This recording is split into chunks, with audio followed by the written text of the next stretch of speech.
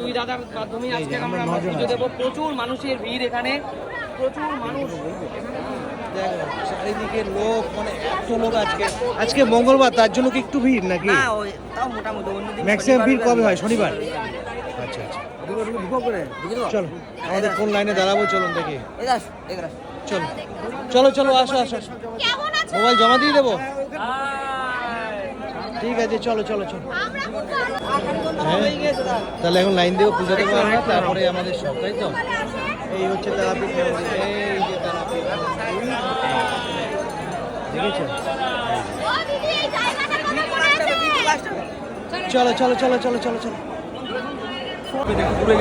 বন্ধুরা, আমাদের পুজো হয়ে গেছে, ভীষণ সুন্দর পুজো দিয়েছি। এই যে পুজোর আশীর্বাদ পেয়েছি, আশীর্বাদ ফুল আমাকে একটা প্রসাদ দিয়েছে, যেটা আমরা সবাই মিলে প্রসাদটা পাবো।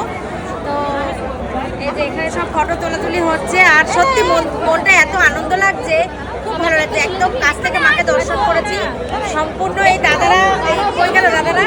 এই দাদা আছে, এই যে এই দাদা আর এই দাদার ভাই কই গেল? ভাই ওই পাশে চলে গেছে।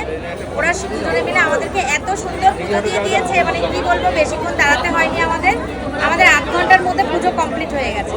খুব ভালো লাগছে, খুব একদম মন থেকে শান্তি লাগছে যে সকালে ঘুম থেকে উঠে স্নান করে, মানে পরিষ্কার পোশাক পরে মায়ের সেবা করতে এসেছি। খুব ভালো লাগছে।